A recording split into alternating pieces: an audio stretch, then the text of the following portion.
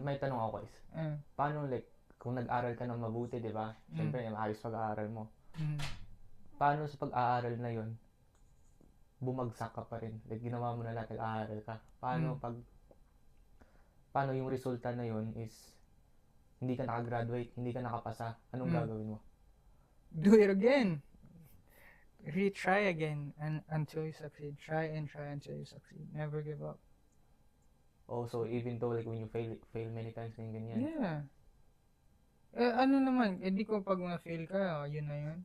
Give up ka na agad. You know what I'm saying? Ano lang sa isip ko. That's what sa you isip do, ko, guys.